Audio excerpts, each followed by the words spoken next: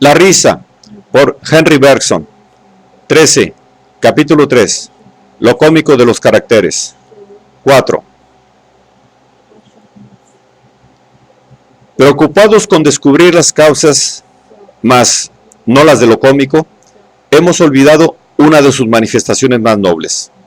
Me refiero a esa lógica característica del personaje cómico y del grupo cómico, lógica extraña que en ciertos momentos puede dejar un amplio espacio al absurdo. Théophile Gautier dijo de lo cómico extravagante que es la lógica del absurdo. Muchas filosofías de la risa gravitan alrededor de una idea análoga. Según ella, todo efecto cómico implicaría, en algún sentido, una contradicción. Lo que nos hace reír sería, pues, el absurdo realizado bajo una forma concreta, un absurdo visible, o también una apariencia de absurdo, que se admite al pronto y al punto se corrige, o mejor todavía, lo que es absurdo por un lado y se explica razonablemente por otro, etc. Todas estas teorías contienen indudablemente una parte de verdad, pero no se aplican sino a ciertos efectos cómicos bastante groseros, y aún entonces olvidan el elemento característico de lo risible.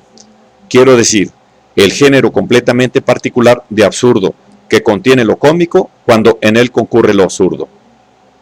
¿Queréis convenceros enseguida?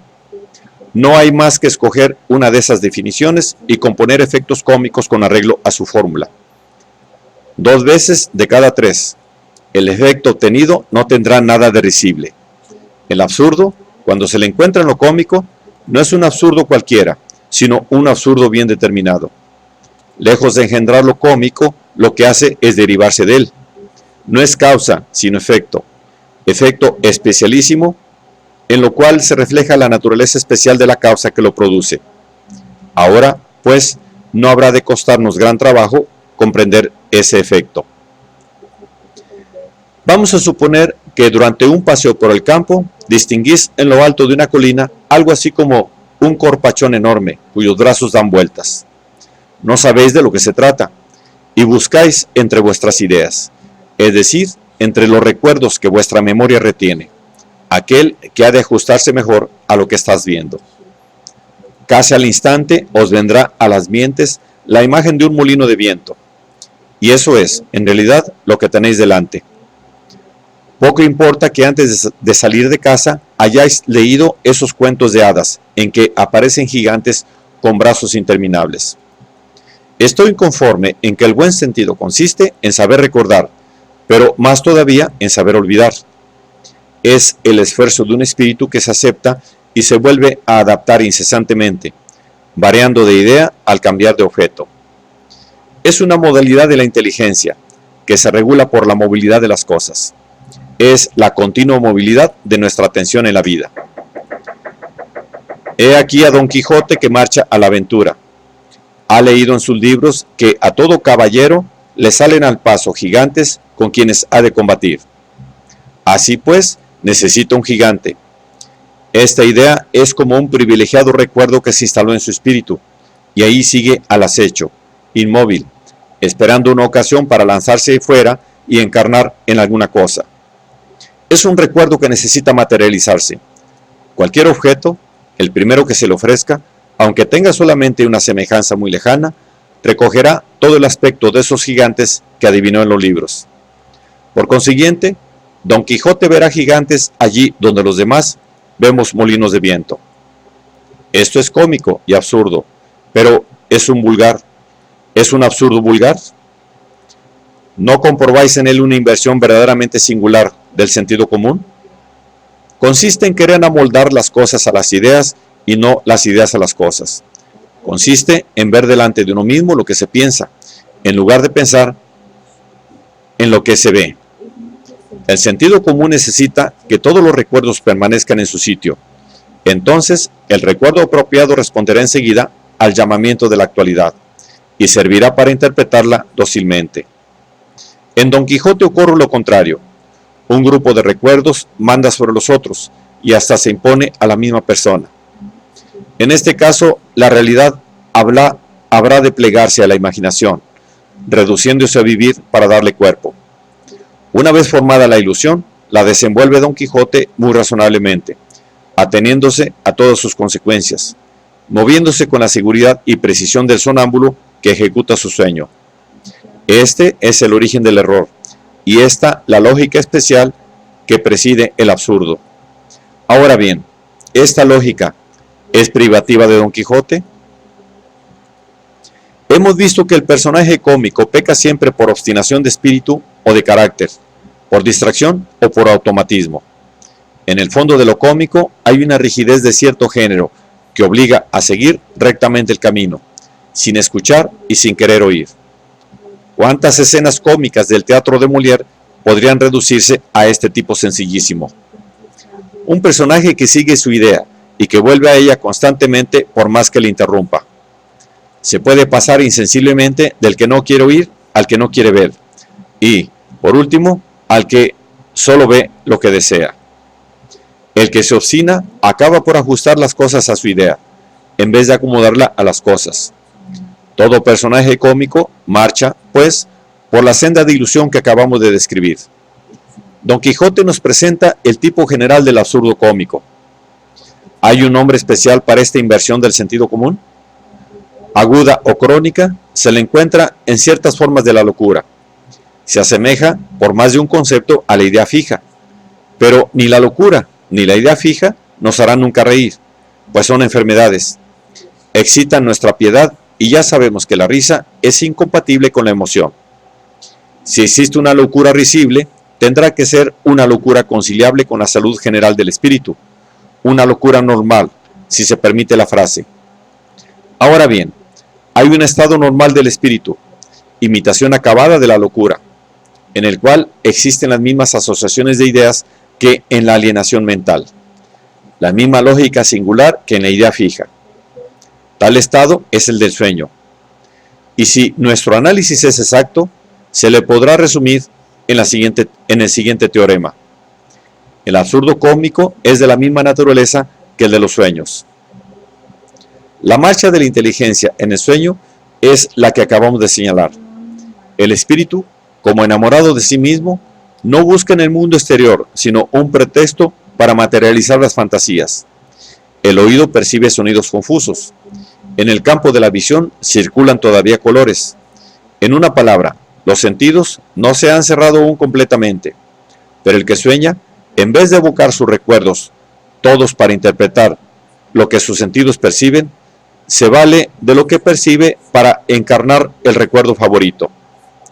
El ruido que hace el viento silbando en la chimenea se convierte entonces, según su estado de alma y según la idea que llena su imaginación, en el aullido de una fiera o en un cántico melodioso. Tal es el mecanismo de la ilusión del sueño. Pero si la ilusión cómica es la ilusión de un sueño, si la lógica de lo cómico es la lógica de los sueños, hay motivos fundados para esperar que en la lógica de lo risible se encuentren todas las particularidades de la lógica del sueño. Aquí también ha de cumplirse la consabida ley. Dada una forma de lo risible y otras formas que no contienen el mismo fondo cómico, estas llegarán a ser risibles por su semejanza exterior con la primera. Y no es difícil advertir que todo juego de ideas es capaz de divertirnos, siempre que de lejos o de cerca nos recuerde los juegos del sueño.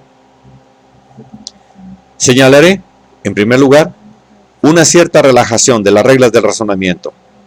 Los razonamientos que nos mueven a risa son aquellos que, aun sabiendo que son falsos, podríamos tener por verdaderos si los oyéramos en sueños. Constituyen una imitación del verdadero razonamiento, lo bastante aproximada para inducir a engaño a un espíritu que se adormece. Son lógicos todavía, pero con una lógica falta de tono, y que por eso mismo nos descansa del trabajo intelectual. Muchos rasgos de ingenio son razonamientos de esta índole, razonamientos sumamente abreviados, de los que solo se nos da el punto de partida y la conclusión. Estos juegos de espíritu caminan hacia el juego de palabras, a medida que las relaciones que establecen entre las ideas se van haciendo más superficiales. Poco a poco llegaremos a prescindir del sentido de las palabras que oímos, para atender solamente a su sonido.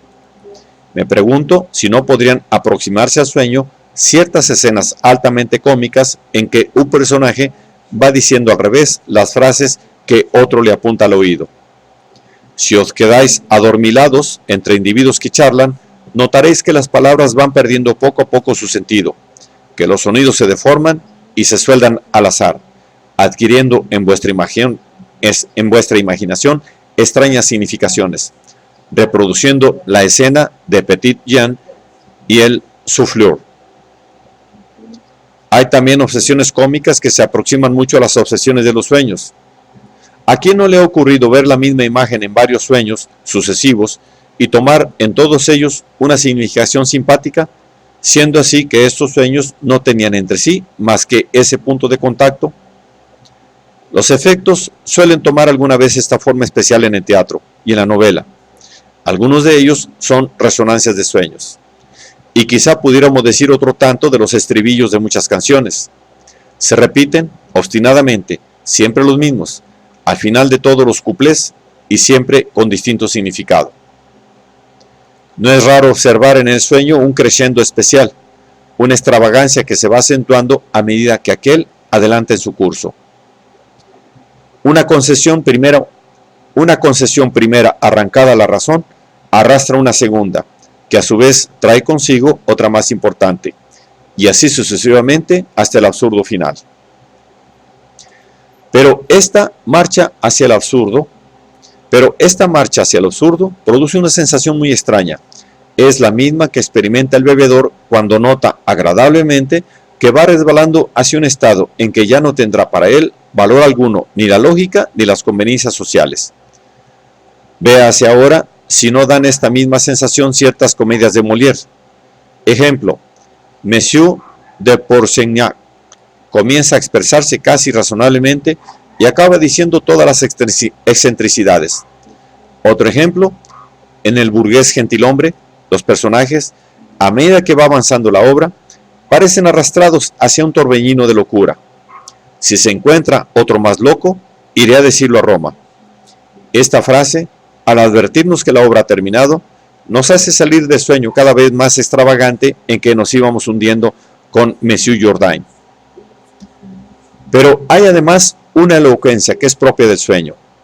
Existen ciertas contradicciones que son tan naturales para la imaginación del que sueña como extrañas para la razón del hombre despierto. Sería imposible dar una idea exacta y completa de ellas a quien por experiencia no las conociese.